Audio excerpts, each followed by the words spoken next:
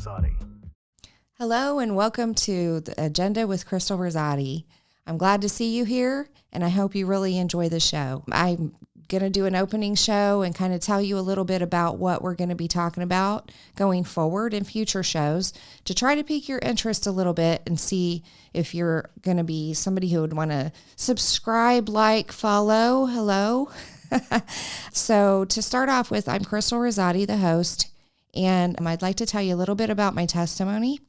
So I was saved when I was 4 years old, and a lot of people think that's impossible, but I can tell you I was homeschooled up until that point, and so I knew what I was doing. I'm confident in that. And I grew up in a Christian home. I did take a detour for a while due to life circumstances and choices I made. I am not proud of some of the things I've done, so if you hear anything about me, I don't care. I'll be transparent with you and tell you myself. It just isn't going to be an issue for me. So I did take a detour for many, many years. I got into some drinking and got away from church and the faith a little bit. Although I say I never lost my faith, but I did veer away from the things that I knew I should do. Like many of you, I'm sure. And then I decided, after many struggles that I've had in life, that I knew what I needed to do.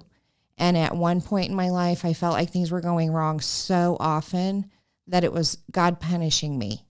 I dropped to my knees one day and I just said, Lord, please stop punishing me. I feel like I've done a lot of wrong and I know I deserve the punishment, but my faith is very weak and I'm afraid I'm going to lose it if I keep feeling this way, if I keep feeling punished. Please, Lord, just love me back to you. And I don't know what happened at that point, if it was the fact that I was submitting, I was on my knees, I was crying to God, or if he actually changed his method with me. But things started to change a little bit and get better, and they've gotten better ever since. So I want to tell you that as an encouragement, that if you are like me and you grew up as a Christian and you went wayward for a while and you're struggling with that, just submit to him and come back to him and things will be so much better. You'll get your joy back. You'll have a different perspective when bad things happen. At this point in my life, I feel like my faith is so strong. If my house burned down tomorrow, I would be like, woohoo, I get a new house. I'm able to just see through the darkness to the light at the end of the tunnel. And I want to encourage you all to do that as well. And if you haven't actually ever accepted Christ, please do so. The joy that comes with it and the peace is incredible. I will tell you that I do have a son, and I don't want to go into too much detail about it, but we are estranged. There is a story behind that, and in a future show, I might speak about that. I believe that the culture war is a big reason for why we are where we are, and I have a mission and a passion now to warn other parents about things that I didn't know, where I feel like I failed when he was growing up, to prevent other parents from going through what I've been through and for their children not to go through what he's going through. So that's a big motivation for me to do the show. In addition to that, I've always kind of been interested in research. I'm a big nerd at heart. I have been somebody who has gone down rabbit holes with things in culture that are going on. Always trying to seek out, where are we in the biblical timeline in relation to current events that are going on? And also, I believe strongly that we are Christian soldiers. We're in a spiritual war. The Bible says we don't battle against flesh and blood, but we battle against principalities and powers. So everything that happens is either for the good or the bad, even things that seem benign. And so I feel like that's something that I have a passion about in studying and making sure I'm aware of all the things that are going on. And as part of that, I have to share that information with others. So let's talk about this culture war a little bit that we're in. We have so many things hitting us right now that I can say in my lifetime, I've never seen them converge like they are now. I know people who are older than me that say the same thing. I can't imagine being in their shoes, because it's really disheartening at my age. And yet they've known a time that's even better than what I've known. And so the negativity in the culture, the influence in the culture, the paganism in the culture, all of it can really wear on our spirit. But as the Bible says, we have to put on the whole armor of God. We are warriors, like it or not.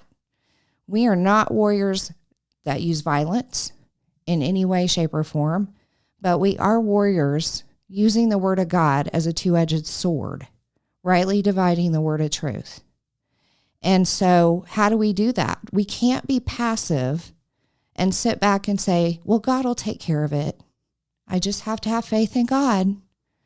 I'm going to tell you, what would have happened if Noah had said that? I'm not going to build an ark. I know that sounds stupid. God will take care of it. I have faith in him. What if Joseph hadn't stored up grain for 7 years because the famine was coming? And he just said, well, God will take care of it. I have faith. What if David had said, I don't need to fight Goliath. God will take care of it. I have faith. We are all called to a mission. We're all called to fight at some point using spiritual tools, prayer, reading of the word. We have to fight the spiritual battles. And we, again, don't use physical violence at all. We don't need to. We have the army of God behind us. But how do we fight an enemy that we don't know? And yes, everything's converging at one time. That's the importance of knowing a little bit about all of those things, because it's a bigger war that's happening. So some of the things we're going to talk about on the show in the future, one of them is going to be the global agenda. I know people think it's conspiracy theory. It's not really a big deal. But if you have any kind of inkling about the news, you're going to know it's a big deal. We have the BRICS initiative in the financial systems. If you don't know what that is, that's Brazil, Russia, China, India, and South Africa. They have joined forces to create a new monetary system and trading system to cripple the West, in particular the dollar, and de-dollarize America in particular. So that's huge. They have 130 countries that want to join. I believe they just brought in 2 new countries. So actually there's a total of 10 right now. And some people compare that to the 10 kings in Daniel. If you know Daniel, there's verses that talk about in the end times, there's going to be 10 kings and 10 kingdoms. So right now there's 10 leaders in BRICS.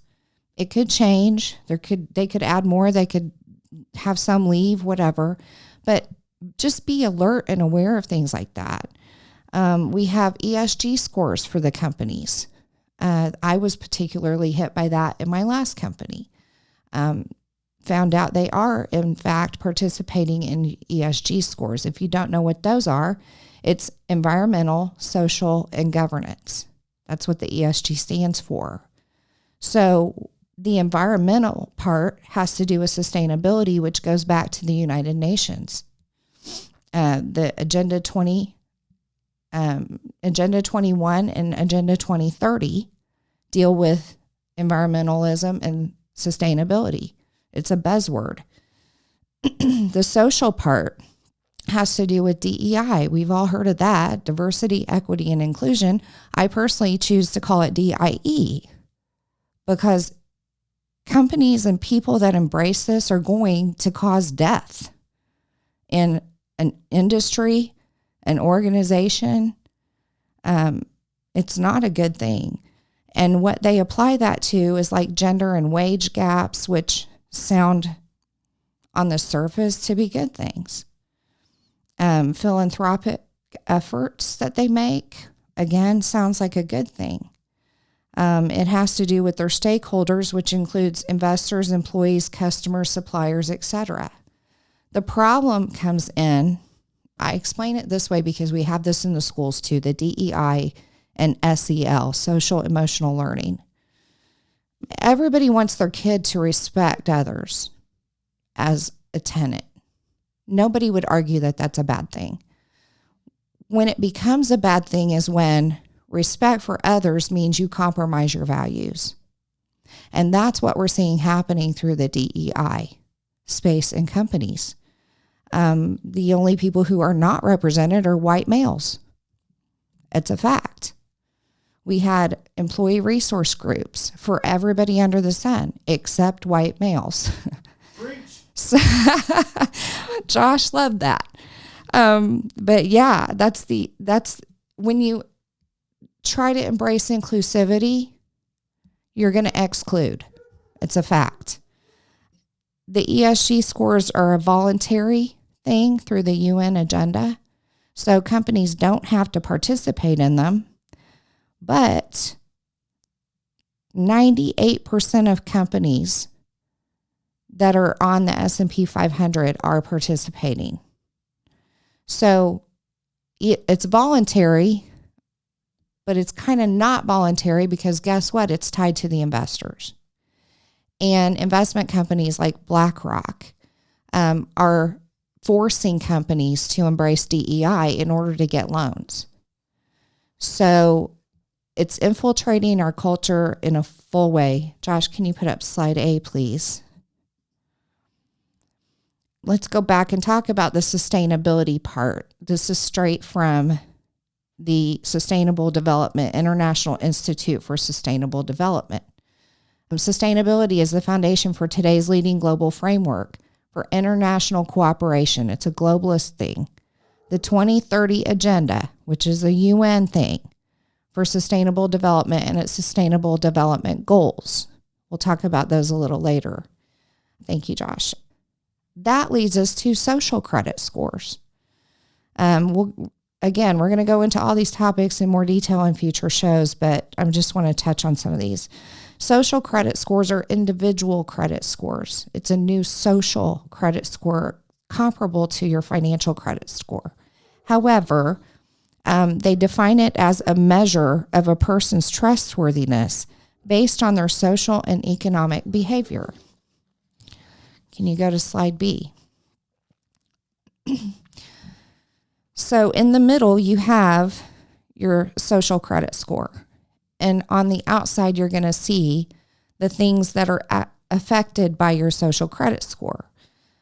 So access to social services, loan rates and amounts, access to internet services, eligibility for government jobs, access to planes and high-speed trains, school admission and scholarships, travel abroad, access to luxury hotels, insurance premiums. Go to slide C, Josh, if you would. So let's talk about the social credit score. It comes from China. And the quote from America's own social credit system from The Hill says, China's social credit system is a combination of government and business surveillance that gives citizens a score that can restrict the ability of individuals to take actions, such as purchasing plane tickets, acquiring property, or taking loans, because of behaviors. Have you ever seen a time in our history where our behaviors are being coached and monitored? I haven't. Surveillance states are now taking facial recognition to follow you where you go. This is happening in China, to determine whether you're living within their behavioral standards or not. And if you're not, your social credit score will be dinged, and you may not be able to fly where you want to go. You may not be able to get a scholarship for school or even get admitted to college. So these are some scary things that are happening that I think we all need to be aware of. Another thing that's happening is the World Health Organization control over our health care. Right now, there's a pandemic treaty that's being considered by all the member nations at the UN because the WHO is connected to the UN. And the pandemic treaty will require Senate approval in the U.S., but I want to point out only for some things. The WHO actually will issue guidance to member countries in case of another pandemic. Well, we saw what happened in the last one. They recommended lockdowns, and what happened? All the countries did lockdowns. Countries, they'll say they have their autonomy, and they don't have to follow the WHO's guidance, but they usually do, let's be honest. Right now, 194 countries are members. The final draft of the pandemic treaty is due out in May this year for approval, so we're very close to approval on it. And if you'll put up the next slide, Josh, let's look at this. According to their site, at factcheck.org, I'm even using a leftist organization to tell you this. They come out and say states have, in accordance with the Charter of the UN and principles of international law, the sovereign right to determine and manage their approach to public health, notably pandemic prevention, preparedness, response, and recovery of health systems, pursuant to their own policies and legislation. Here's the kicker. Provided that activities within their jurisdiction or control do not cause damage to other people in other countries. Okay, so let's think about that. We live in a globalist society.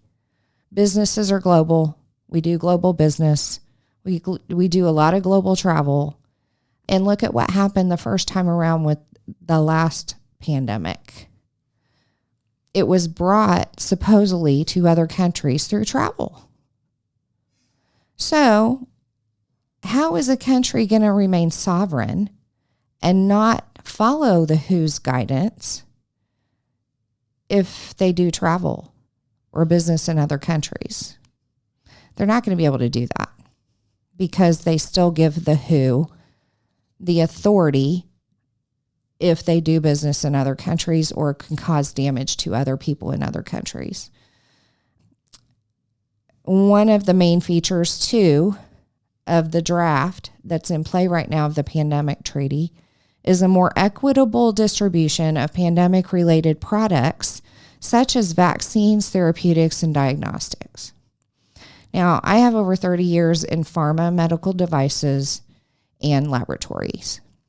My focus is in IT, but I had to implement computer systems that process labs, that process patient results, that process clinical trials, et cetera, et cetera. So I was highly involved in all of that.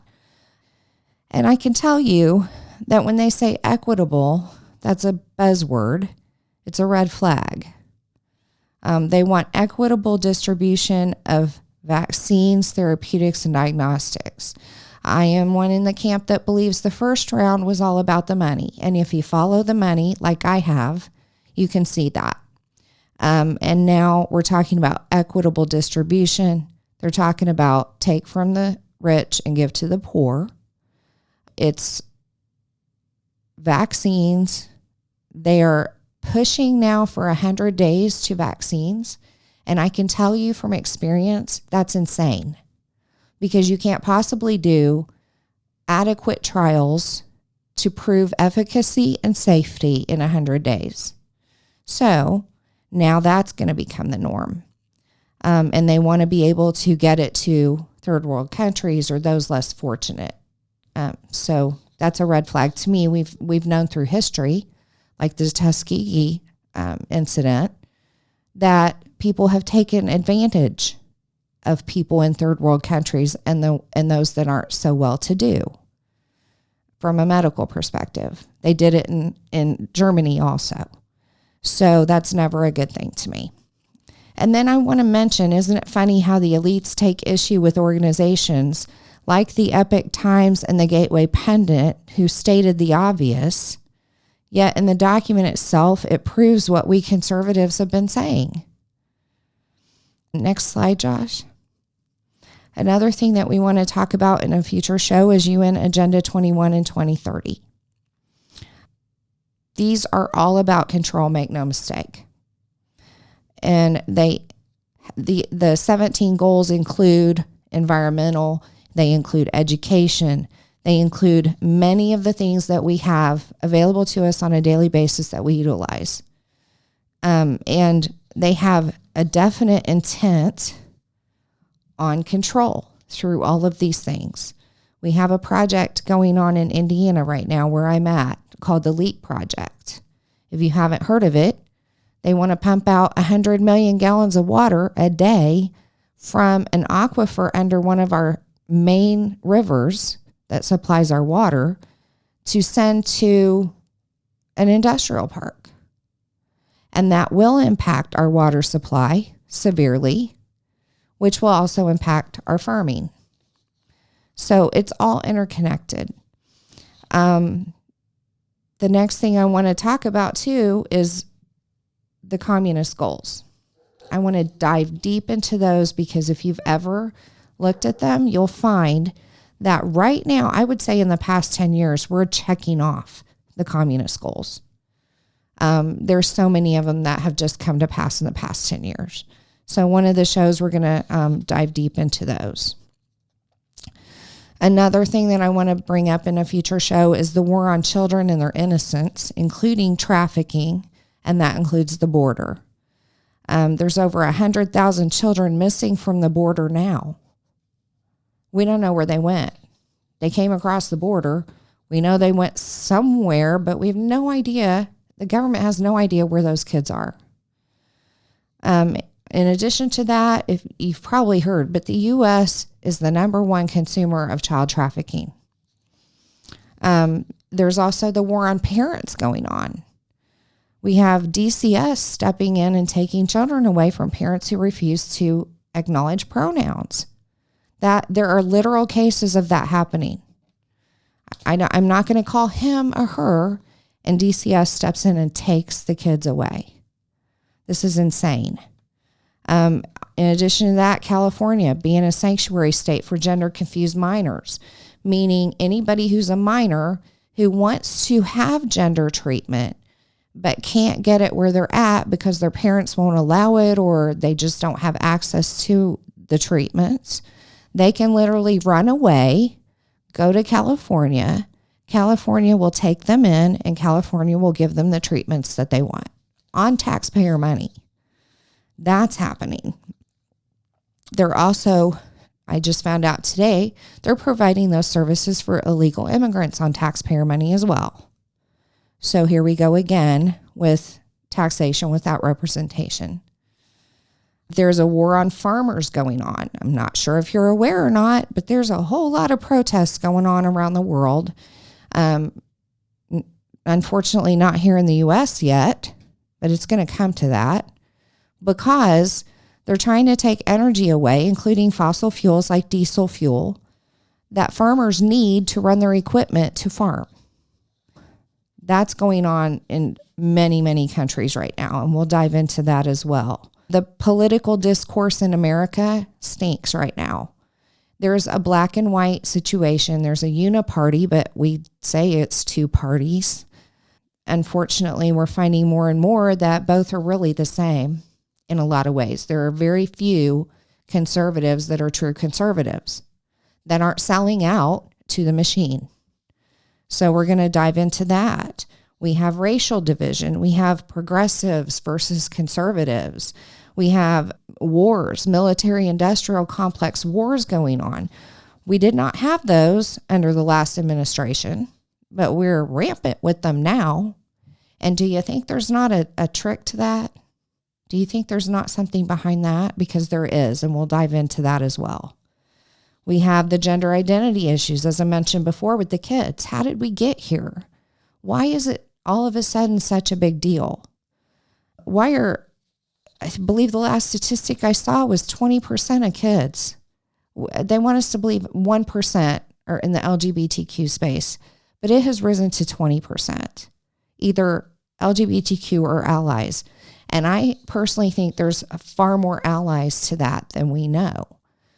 Where did it come from? Because at my age, I can tell you 10 years ago, we weren't in this boat. It's not that long ago that this was not normal. And now it's become normalized. And why? On top of that, why are our kids so vulnerable to it? It's not just the influences, and we'll talk about that in a future show. We have a war on humanity. We have the pandemic. We have the depopulation agenda, the CO2, the carbon emissions that everybody keeps talking about. I don't know about you, but in biology class, we learned that humans exhale carbon, and that's what plants and trees use to create oxygen to give back to us.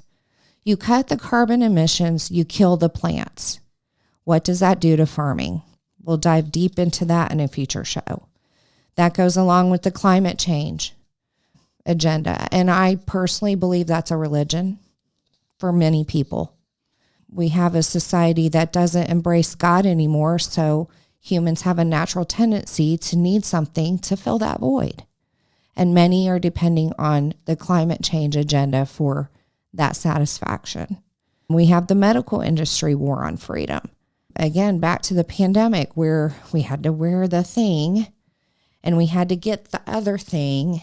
There were several of us, and at least in my circle, that refused. And luckily we were in a place that it wasn't punitive against us, but society was punitive. At the same time, I go to my doctor's office. I have a fabric thing on my face, which, by the way, for those who have been abused is very traumatic. I just want to say it's like somebody putting their hand over your mouth, restraint. And a lot of people don't think about that psychology behind it. But anyways, I go to the doctor's office and I have my own thing on, and they ask me to put one of theirs on that's sitting in a box on the counter. So I said, well, let me just put my hand into the box where everybody else's hand has been and take one out and put it over my face so I'm breathing in. It makes no sense. And you know what? The lady behind the counter said, I know. It's so dumb. So many people know what's going on. They just don't have the courage to stand up. Understandably so. If it's your job or else, that's a really hard decision to make. I get it. But let's dive into that in a future show. We're back up with the terrorism. It was wiped out before. Now it's increasing and increasing. We have censorship going on all over the place. Social media sites in particular. These channels that we're going to probably be posting this on, yeah, Josh?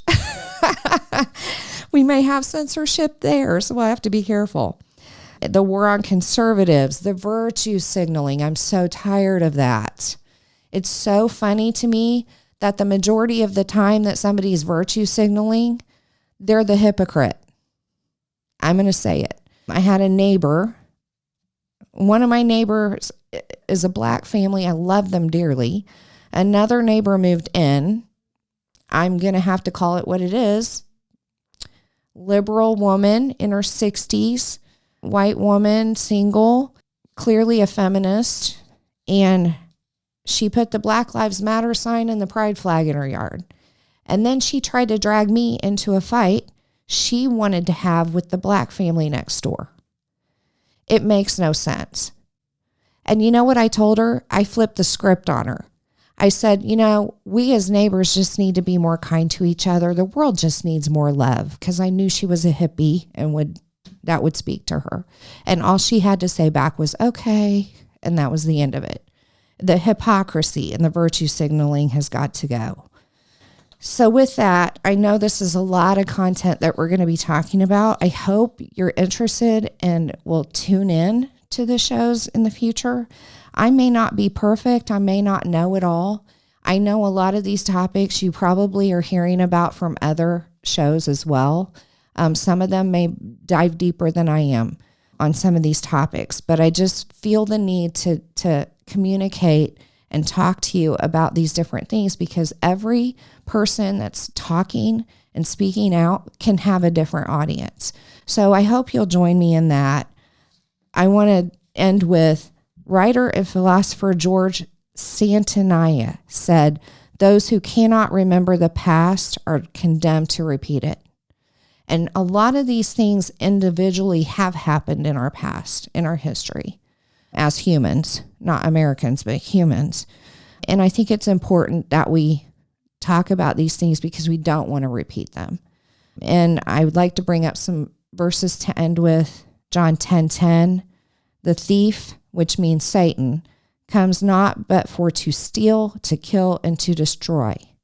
And Jesus said, I'm come that they might have life and they might have it more abundantly. That means us. So we know there's only two sides to the story. It's black and white. There's no gray when it comes to spiritual issues and issues of the heart and the soul. So whose side are you going to be on? Do you want to know what's going on? Do you want to? Because also once you know, you do have a responsibility to do something about it as well. And we'll talk through some things like that too. It doesn't mean you have to be an activist. You have to go to protests and things like that. You can make a phone call. Sometimes you can do, a letter or an email to somebody. So it doesn't take a lot of effort, but I do feel that God has called us. He didn't save us to sit, soak, and sour, as my pastor in Virginia used to say. He has called us to prolong the fight in the spiritual battle until he comes. And the point of that is so as many people can be saved from sin as possible. 2 Timothy 2:15 says, study to show thyself approved unto God, a workman that needeth not be ashamed, rightly dividing the word of truth. And the key there, I think, two things, study and rightly divide. How do you draw discernment? How do you know when things aren't right? As a Christian, we have that discernment from the Holy Spirit. He kind of prompts us and tells us when something isn't quite right. We don't always know why until later. We may not know right away, but we have that little still small voice that tells us that something just isn't quite right. And the point is, study then. Let's study it. Let's go into it. Let's talk about it so we're prepared and armed for the battle that we're called to be in. The Bible also provides us with prophecies that inform us about coming events. I want to read Matthew 24:3-14. And as he sat upon the Mount of Olives, the disciples came to him privately, saying, tell us, when shall these things be? And what shall be the sign of thy coming and of the end of the world? And Jesus answered and said unto them, take heed that no man deceive you. He said that a lot in the Bible if you look it up. He goes on to say, for many shall come in my name, saying, I'm Christ, and they shall deceive many. And ye shall hear of wars and rumors of wars. See that ye be not troubled, for all these things must come to pass, but the end is not yet. For nation shall rise against nation, and kingdom against kingdom. And there shall be famines and pestilences and earthquakes in diverse places. All these are the beginning of sorrows. Are we having those now? We're having those now. Then shall they deliver you up to be afflicted, and shall kill you, and ye shall be hated of all nations for my name's sake.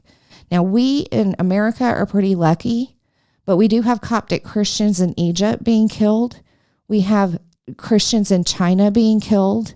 We have Christians in Malaysia being killed. Middle Eastern countries being killed for their faith. All because they believe in Jesus and believe he's Lord.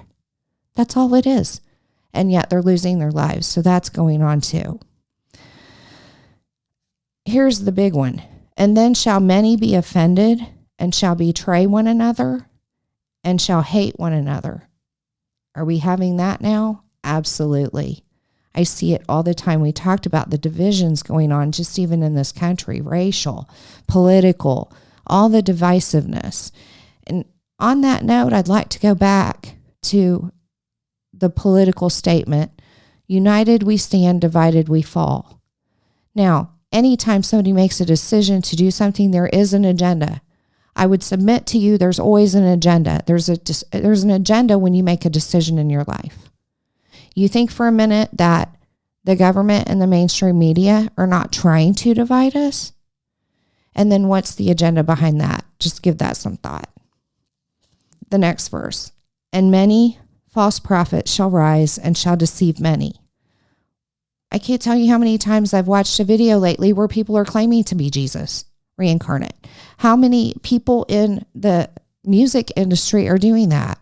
Lil Nas X with his blasphemous videos and songs against Christ. Look him up if you don't know who he is. You need to know. But he that shall, and because iniquity shall abound, the love of many shall wax cold. So we see that now. People are not loving. But he that shall endure to the end, the same shall be saved. And this gospel of the kingdom shall be preached in all the world for a witness to all nations, and then shall the end come. Then I want to jump to Matthew 25:25. Then the kingdom of heaven will be like 10 virgins, which took their lamps and went forth to meet the bridegroom. 5 of them were wise, and 5 were foolish. They that were foolish took their lamps, and took no oil with them. But the wise took oil in their vessels with their lamps. While the bridegroom tarried, they all slumbered and slept. And at midnight there was a cry made, Behold, the bridegroom cometh, go ye out to meet him. Then all those virgins arose and trimmed their lamps. And the foolish said unto the wise, Give us of your oil, for our lamps are gone out. But the wise answered, saying, Not so, lest there be not enough for us and you. But go ye rather to them that sell, and buy for yourselves. And while they went to buy, the bridegroom came, and they that were ready went in with him to the marriage, and the door was shut. Afterward also came the other virgins, saying, Lord, Lord, open to us. But he answered and said, Verily I say unto you, I know you not. Watch therefore, for ye know neither the day nor the hour wherein the Son of Man cometh. Why did I feel the need to talk about that passage of Scripture? The reason is because it kind of goes back to some of the virtue signaling that we were talking about earlier and the hypocrisy of it. When people say that we need to take from the wealthy and give to the poor, when people talk about that top 1% that don't pay any taxes, people talk about all these different things where they're virtue signaling, and they want us to give up what we have for someone less fortunate. The thing is, biblically, charity is a good thing. We do want to give to people less fortunate. But the key difference is we want to. We're not being forced to. And what the left wants to do, the progressives want to do, the globalists want to do is force that charity, which no longer is charity. When it's forced, it's not a giving spirit, right? There's going to come a time when it's too late. It's too late. We have to prepare ourselves now, just like the 5 wise ones did with the oil. They were prepared for the return of their Lord, the bridegroom. There were the other 5 who were not. We want to have a giving spirit. We want to take care of others. We want everyone to be saved too. We want everyone to have that oil in their lamps to be prepared. But it's not going to happen, and we just have to face that. We're in the times now where it can become dangerous to share your faith. And I think this parable, the point of it is, part of the reason for this show is to put the oil in the lamp, to prepare us for what's coming, for us to be prepared for what's coming. I hope for the best, but I believe we should prepare for the worst as well, and just use wisdom. So with that, I'm going to tune out. I hope you'll join us in the future for the shows. And I really want to tell you, if you haven't liked, subscribed, followed, you need to. And furthermore, I want to thank Revolver Broadcasting for doing this show, and make sure that you're following Revolver Broadcasting as well. You can tune into the website. You can tune into the shows on the whatever social media platform you're using. We have YouTube, Rumble. You can definitely check out the other shows on Revolver. I wish you all a good night, and I hope to see you next time. Thank you.